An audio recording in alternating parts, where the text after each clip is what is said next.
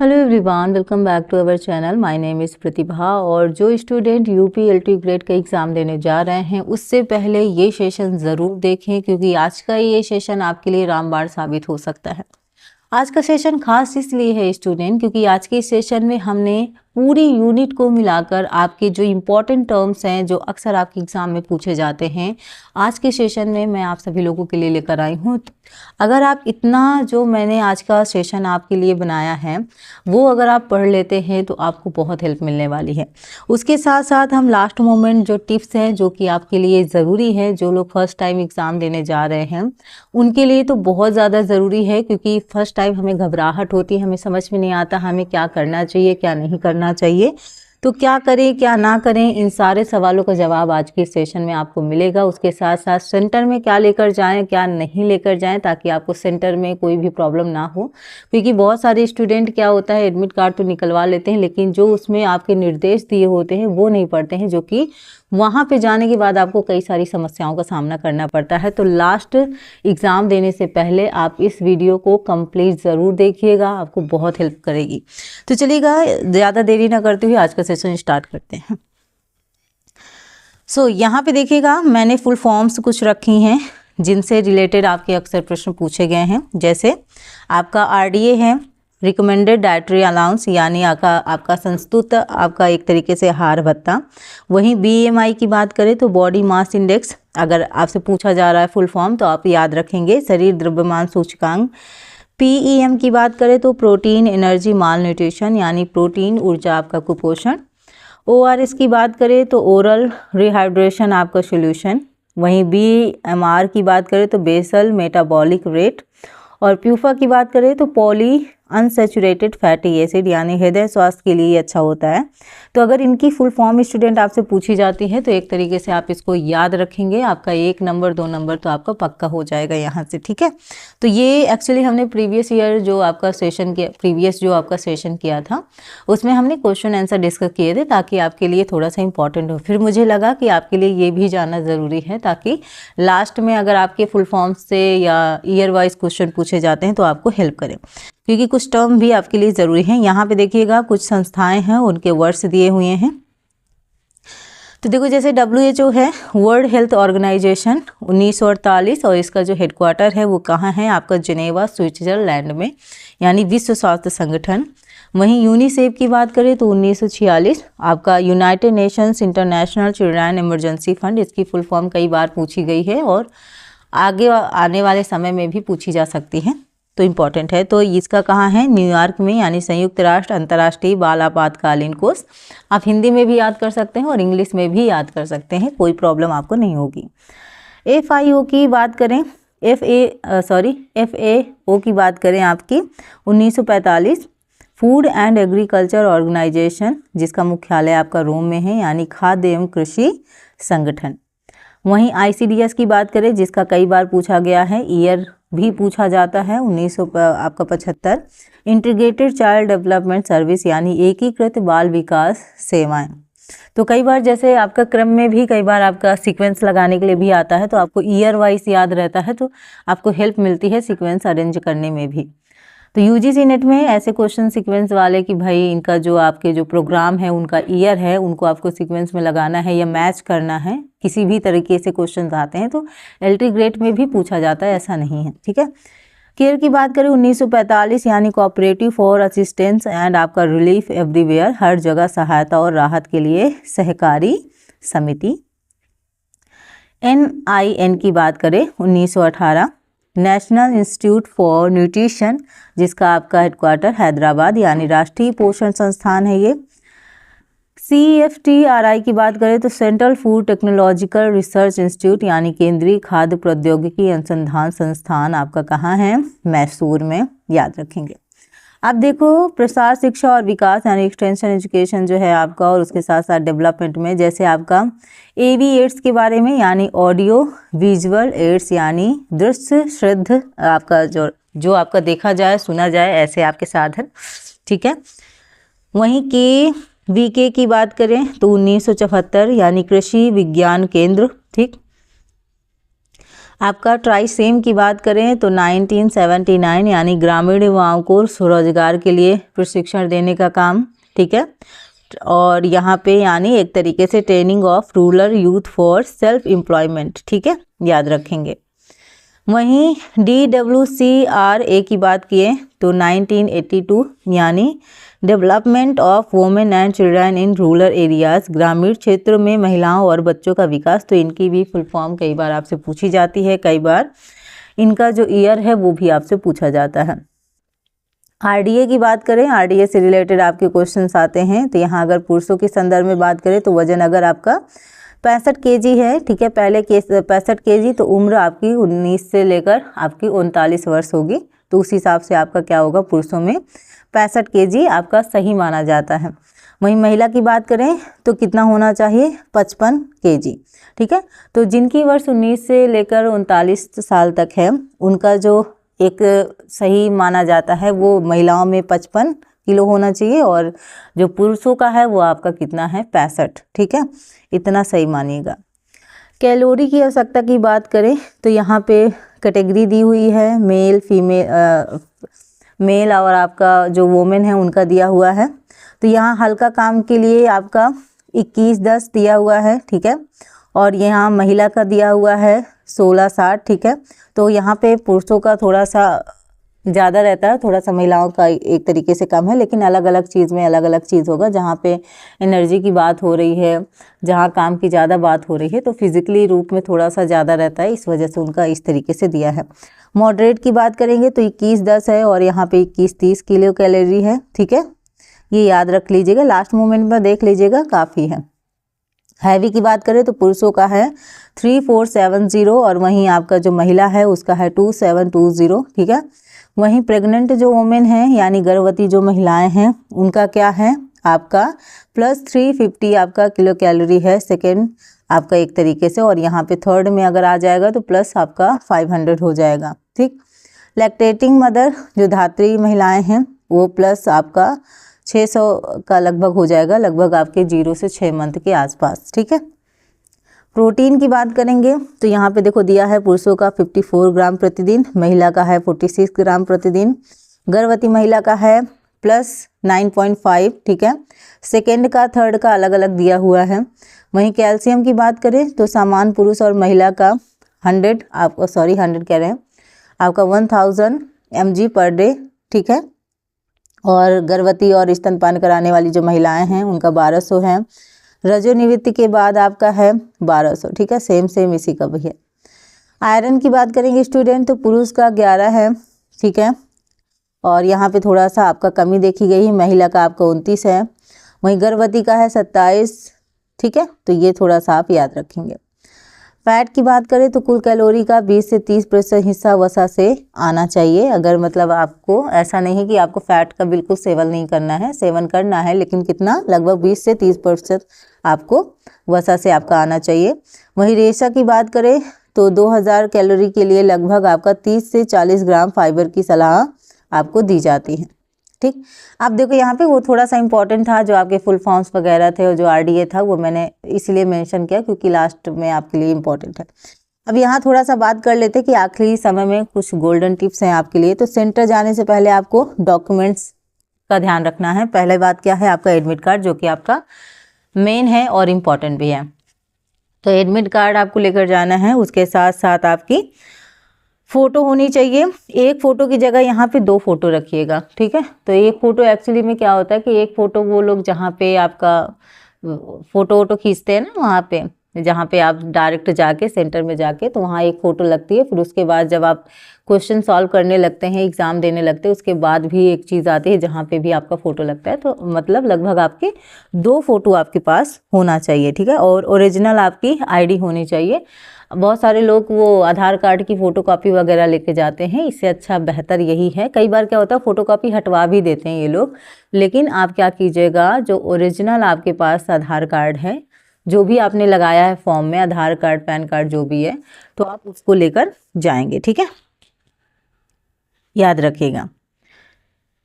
Next है आपका केवल काला और जो नीला आपका पेन है ठीक है, वो आप लेकर जाइएगा। थोड़ा सा याद रखिएगा, वो जो मोटा टाइप का पेन आता है उसका नाम क्या है मुझे याद नहीं आ रहा है। तो वो जो पेन है उससे गोला अच्छे से मतलब जल्दी भर जाता है, और जो आपकी पेज है, जो आपका पेपर मिलता है वो भी फटता नहीं है। तो इस वजह से तो वो वाला पेन स्पेशल 10 रुपये का शायद मिलता है, वो 10 रुपये का अगर आप पेन ले लेंगे तो आपका गोला जल्दी भर जाएगा। ठीक है, रिपोर्टिंग टाइम की बात करें तो रिपोर्टिंग टाइम से 1 घंटे पहले ही आप सेंटर में पहुंच जाइएगा, क्योंकि कई बार क्या होता है कि लेट होने की वजह से बहुत सारे बच्चे बाहर ही रह जाते हैं। तो यहाँ पे ये मत सोचिएगा कि अभी तो बहुत समय है, हम आराम से पहुँचेंगे सेंटर में, रास्ते में ट्रैफिक और बहुत सारी प्रॉब्लम्स हो जाती हैं। सो इससे अच्छा है कि थोड़ा सा सेफ रखने के लिए और थोड़ा सा टेंशन फ्री होने के लिए आपको थोड़ा सा पहले ही पहुँच जाना है, इतना आप ध्यान रखेंगे। ठीक है, और नाश्ता भी मैंने यहाँ पे लिखा है कि भाई हल्का नाश्ता करके जाना। कई बार क्या होता है कि जब हम पेपर देने जाते हैं तो आलस आने लगता है, क्योंकि हम बढ़िया पूरा फुल खाना खा के जाते हैं, दाल चावल रोटी सब्जी सब खा के जाते हैं। फिर उसके बाद क्या होता है कि बस फिर बैठा नहीं रहा जाता, फिर मन करता है कितनी जल्दी पेपर हो जाए और हम भगें, और घर आके लगता है बाप रे हमने क्या किया।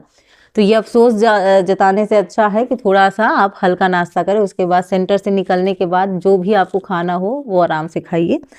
तो ऐसा नहीं है कि खा के ही नहीं जाना, वरना ये भी होता है कि फिर मन भी नहीं लगता आपको पेपर देने में। और जो बॉटल है वो आपका पारदर्शी बॉटल होनी चाहिए ताकि आर पार दिखाई दे, अदरवाइज पानी वहाँ पे भी दे देते हैं। ठीक है, ठंडी का सीजन है, वैसे ज़्यादा प्यास लगेगी नहीं, फिर भी आप लेकर जाइएगा, क्या भरोसा।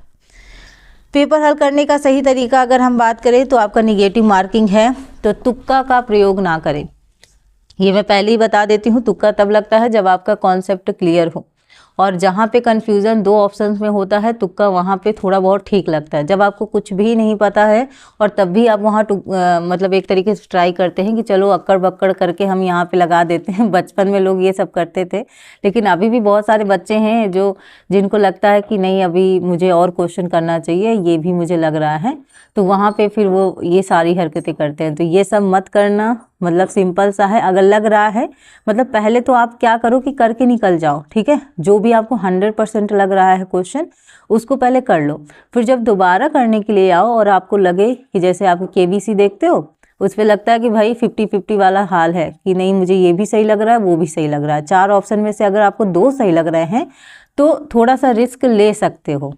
हैं, वैसे तो निगेटिव मार्किंग है, लेकिन आपने अगर क्वेश्चंस कम किए हैं, आपको लग रहा है कि मेरा सिलेक्शन इतने में वैसे भी नहीं होगा, तो थोड़ा सा रिस्क ले सकते हो। लेकिन ये नहीं कि फिर कुछ नहीं पता है फिर आप तुक्का लगा रहे हो, तो वो गलत बात है। क्योंकि यहाँ फिर यूट्यूब में देखो कितना सारा बताते हैं कि भाई ऐसे तुक्का लगाओ पूरे क्वेश्चन सही हो जाएंगे, वो ऐसा कुछ नहीं होता है। ठीक है, तो यहाँ पे सबसे पहले आपको क्या करना है, उन सवालों को करना है जो आप 100% आते हैं और आप उनमें कॉन्फिडेंट है कि हाँ ये क्वेश्चन आपका सही है, ये आंसर आपका सही है, तो पहले आपको वो करना है। ठीक है, जब आप राउंड 2 करेंगे तो उन सवालों को छुए जिनसे आपके पास 2 ऑप्शन में कन्फ्यूज़न है। कई क्वेश्चन ऐसे होते हैं ना जिन्हें हमें कन्फ्यूज़न होता है कि नहीं ये भी सही लग रहा है, हमको ये भी सही लग रहा है, तो जहाँ आपको 2 ऑप्शन में से कन्फ्यूज़न हो रही है देन सेकेंड टाइम आप थोड़ा सा उनको चूज़ करें और जो आपके अदर ऑप्शंस हैं उनको एलिमिनेट कर दें। ठीक है, आपको क्या टच नहीं करना है, आपको वो सवाल नहीं टच करने हैं जहाँ पे आपको पता है कि नहीं यहाँ पे मुझे बिल्कुल भी नहीं आ रहा है। ठीक है, यानी बिल्कुल भी नहीं पता है तो उस पर तुक्का लगाने की कोशिश मत कीजिएगा, हमेशा आप गलत साबित होंगे। ठीक है, तो ये जो चीज़ें हैं ना ये मत कीजिएगा, क्योंकि बात ये है कि जब आप इतना पढ़ाई कर रहे हैं, इतना मेहनत कर रहे हैं, लास्ट मोमेंट पे अब अगर आप ये सारी चीज़ें कर देते हैं तो फिर पूरी मेहनत पे पानी फिर जाता है, तो वो काम नहीं करना है आपको, इस पर थोड़ा सा आप ध्यान देंगे। ठीक है, तो यहाँ पे आपको प्रश्न पढ़ते समय कुछ सावधानियाँ रखनी चाहिए। वो क्या है कि कई बार क्या होता है क्वेश्चंस में लिखा होता है कि इसमें नहीं वाला ऑप्शन आपको चूज़ करना है, और कई बार हम ध्यान से पढ़ते नहीं हैं तो वो क्वेश्चन हमारे जल्दी गलत हो जाते हैं। तो जहाँ पे आपको नहीं वाले ऑप्शन दिख रहे हैं, क्वेश्चन दिख रहे हैं, वहाँ पे आप ऑलरेडी गोला कर दें ताकि वो चीज़ें आपको हाईलाइट होती रहे कि आपको क्वेश्चंस में आंसर क्या देना है। ठीक है, तो यूनिट चेक करें, यानी होम साइंस में ग्राम मिलीग्राम या जो प्रतिशत है उसमें कन्फ्यूज़न होता है तो उस पर थोड़ा सा आप ध्यान देंगे। उसके साथ साथ ओमार सीट भरते वक्त थोड़ा सा आपको ध्यान देना ज़रूरी है। तो यहाँ पे आपका बैच जो आपका फिलिंग है, यानी कई स्टूडेंट क्या करते हैं, जब सभी क्वेश्चंस को सॉल्व कर लेते हैं उसके बाद लास्ट में वो लोग क्या करते हैं, गोला फिल करते हैं। ये गलती बहुत एक तरीके से खतरनाक साबित हो सकती है आपके लिए, क्योंकि कई बार क्या होता है हम जल्दबाजी में गोले गलत कर सकते हैं। उसके साथ साथ प्रॉब्लम ये होती है कि कई बार क्या होता है, हो सकता है आपकी जो पेपर है वो ही आपका छीन लिया जाए। तो इससे बेहतर है कि जैसे ही आप 20-30 क्वेश्चंस कर ले रहे हैं आपको, और ऐसे क्वेश्चन जिसमें आप 100% श्योर हैं कि हाँ ये मैं क्वेश्चंस जो कर रहा हूँ या कर रही हूँ ये सही हैं, तब आप उन गोलों को भरिए। ठीक है, जहाँ पे आपको क्वेश्चन में लगता है, कई बार क्या होता है जब जैसे हम लोग क्वेश्चन सॉल्व करते हैं तो यहाँ पे कन्फ्यूजन होती है 2 ऑप्शंस में, है ना, तो उसको बाद के लिए छोड़ के रखिए, ताकि हम इसको दोबारा जब आके चेक करेंगे उसके बाद जब हम श्योर होंगे तब हम इसको करेंगे। तो गोला वही भरो, क्योंकि गोला को तो आप कट कर नहीं सकते हो। तो जहाँ पे आप 100% श्योर हैं कि नहीं ये ऑप्शन जो मैंने चूज़ किया है वो राइट है, तभी गोला भरो। और जैसे ही आपको लग जाए कि हाँ 20-30 क्वेश्चन आपने कर लिए हैं, तुरंत गोला भरो, फिर क्वेश्चन करो, फिर गोला भरो, ऐसे करके लास्ट के लिए मत छोड़ना, नहीं तो फिर दिक्कत हो जाएगी। ठीक है, गड़बड़ी में कई बार हम क्या करते हैं, गोला गलत भर देते हैं, तो ये जो गड़बड़ी है ये नहीं करनी है। नो कटिंग, गोले पर वाइटनर आपका ब्लेड वगैरह जो आप लगाते हैं, ठीक है, वो इस्तेमाल नहीं करना है। हालांकि अब तो लोग वाइटनर का इस्तेमाल कम ही करते हैं, बट एक और टेक्निक है जो लड़कियां बहुत इस्तेमाल करती हैं, जहां तक मैंने देखा है। फिलहाल मुझे नहीं पता कि कौन कौन सी लड़कियां ये करती हैं। जो नाखून होते हैं जिन लड़कियों के, वैसे लड़के भी आजकल नाखून रखते हैं, तो नाखूनों से खुरचती हैं। वो जो होता है गोला, अगर उन्होंने गलती से गलत गोला भर दिया तो खुरचने लगती हैं, और खुरचते खुरचते वो क्या करती है, उनका एक टेक्निक होता है। उनका ये टेक्निक मैंने अपनी बगल वाली लड़की को देखा, उसका टेक्निक एक्चुअली में क्या था कि गोला उसका गलत हो गया था।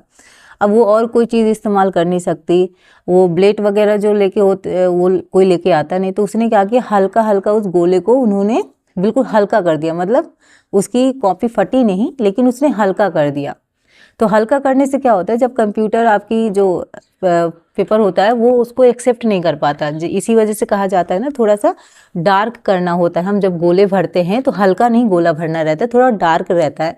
क्योंकि जब हम लोग भी हमारे गवर्नमेंट स्कूल में भी जब बच्चों की कॉपी चेक होती है तो ऐसे कंप्यूटर के माध्यम से ही होती है, जो OMR शीट वाला होता है। तो मैंने जब खुद ही चेक किया तो जिन बच्चों ने गोला हल्का भरा हुआ था उनका एक्सेप्ट नहीं कर रहा था। तो यहाँ पे थोड़ा सा हमें डार्क करना पड़ता है ताकि कंप्यूटर उस चीज़ को ले ले। ठीक है, तो वो तो अलग बात हुई। बाकी ये सब जो चीज़ें आप करते हो भाई, तो इस पे कॉपी आपकी फट सकती है और हो सकता है कि आपकी कॉपी चेक भी ना हो, तो ये आपको रिस्क नहीं लेना है, ये याद रखेंगे। तो यहाँ पे अगर आपको पढ़ना भी है, आप सोचते हैं कि नहीं मुझे पढ़ना है, लास्ट मोमेंट में आपको क्या चीज़ें पढ़नी चाहिए वो मैं आपको थोड़ा सा सजेस्ट कर देती हूँ ताकि आपको हेल्प मिले। जैसे RDA चार्ट वगैरह है, ये आप पढ़ सकते हैं। एक्सटेंशन जो आपके ईयर हैं वो आपसे पूछे जाते हैं, जैसे हमने एग्जाम्पल के थ्रू अभी पहले भी डिस्कस किया है। आपका ICDS हो गया, यूनिसेफ हो गया, WHO वगैरह हो गया, उसका ईयर, उसका हेडक्वार्टर वगैरह वो थोड़ा सा ध्यान दीजिएगा। उसके साथ साथ ICDS वगैरह के एम क्या है, यानी उद्देश्य क्या है, उद्देश्यों से संबंधित भी आपके प्रश्न पूछे जाते हैं, तो वो भी याद रखेंगे। और ईयर याद रखना इसलिए ज़रूरी है कि कई बार मिलान के थ्रू आपसे पूछे जा सकते हैं या सीक्वेंस के थ्रू भी पूछे जा सकते हैं। ठीक है, विटामिन्स यानी आपके वैज्ञानिकों के नाम, ठीक है, जैसे विटामिन ए आपका रेटिनॉल वगैरह हो गया, वैसे ही जो आपके अदर विटामिन हैं उनके आपके जो रासायनिक नाम हैं वो भी आपसे पूछे जाते हैं, तो याद रख लीजिएगा। आपके देखो यहाँ पे टेक्सटाइल से अगर बात करूँ तो टेक्सटाइल में भी बहुत सारे ऐसे टर्म्स हैं जिनके हमें मीनिंग नहीं पता होती है, तो थोड़ा सा वहाँ पे आप ध्यान दीजिएगा, उसको एक बार पढ़ के जाइएगा अगर आप नोट्स बना रखे हैं तो। ठीक है, अब आप सभी लोगों के लिए अंतिम संदेश क्या है, अपनी मेहनत पर भरोसा रखो। आपने जो मेहनत किया है वो आज ज़रूर रंग लाएगी। जो लोग मेहनत नहीं करते हैं उनको एक तरीके से डर होना चाहिए कि नहीं मैंने तो सिलेबस पढ़ा ही नहीं है। मैं मानती हूँ कि 100% सिलेबस से नहीं आता है, कुछ चीज़ें आपकी आउट ऑफ सिलेबस भी दी जाते हैं, बट इतना तो हमें भी पता होगा कि 100% ना सही, आपका 80% भी अगर सिलेबस से पूछा गया तो भी अगर हमने अच्छे से पढ़ा हुआ है तो हमारी समझ ही इतनी विकसित हो जाती है कि हम आराम से कर जाएंगे। तो अपने आप पे भरोसा रखो, दूसरों पे नहीं। ठीक है, पेपर कठिन लगे तो घबराओ नहीं, क्योंकि पेपर ईजी दे देंगे तो हर कोई जॉब पा लेगा, इसलिए थोड़ा सा पेपर को डिफ़िकल्ट बनाया जाता है। हर एक लेवल का बनाया जाता है, यानी केवल ऐसा नहीं होगा कि डिफ़िकल्ट क्वेश्चंस भी होंगे, लेकिन यहाँ पे थोड़ा सा इस बार ये याद रखना, लैंग्वेज का थोड़ा सा ध्यान देना। जो प्रश्न पूछने का तरीका है, हमेशा तरीके में चेंजेस आपको देखने को मिलेगा। जैसे ही पेपर होता है ना, काफ़ी टाइम बाद आपको पेपर देखने को मिल रहा है, तो यहाँ पे तरीके में बदलाव होगा। यानी जो लोग हिंदी वाले हैं उनके लिए मैं स्पेशल ये कहूँगी कि थोड़ा सा क्वेश्चन इंग्लिश में भी पढ़ लेना। इंग्लिश में पढ़ने से क्या होता है, कई बार हिंदी के जो ट्रांसलेट किया होता है ना, वो कई बार आपको घुमा सकता है कि नहीं एक्चुअल में पूछा क्या है। तो इसलिए थोड़ा सा इंग्लिश में पढ़ लोगे ना, तो ये कन्फ्यूज़न जो है ना वो क्लियर हो जाएगी। तो ये थोड़ा सा ध्यान देना, ठीक है, क्योंकि मौके बार बार नहीं आते स्टूडेंट, और हम जानते हैं कि आपने बहुत अच्छे से मेहनत की है, फुल कॉन्फिडेंस के साथ आप वेट कर रहे थे इस जॉब का। थोड़ा सा ये तो आपका पेपर पहला है, तो इसको क्लियर करना है, और वो तो सबके साथ कठिन होता ही है, और थोड़ा सा आपको धैर्य बना के रखना है, शांति के साथ करना है, और घबराना नहीं है। कोई सेंटर में भी बहुत सारे ऐसे लोग आपको मिल जाते हैं जो कहते हैं बाप रे ये हुआ था, मैंने ये किया, मैंने वो, किसी का सुनने की ज़रूरत नहीं है, बस राधे राधे सुनो उसके अलावा बस आपने जो मेहनत किया है बस उस पर थोड़ा सा भरोसा रखो, बाकी सब सही होगा। मेहनत करना हमारा काम है, बाकी सब ऊपर वाले पे छोड़ दो, ठीक है। बस ये मत कहो कि भाई सारी चीज़ें भी ऊपर वाले पे छोड़ दो, नहीं, मेहनत हम करेंगे, बाकी चीज़ें भगवान देखेंगे आपका, ठीक है। सो आप सभी लोगों के लिए बेस्ट ऑफ लक। अपना बेस्ट दीजिएगा, दूसरे क्या कर रहे हैं उन पर फोकस ना करें, ठीक है। और बताइएगा आप सभी का पेपर कैसा गया, मैं वेट करूँगी। तो आप सभी लोगों के लिए best of luck. I hope आप सभी लोगों का एग्ज़ाम बेहतर तरीके से हो जाए।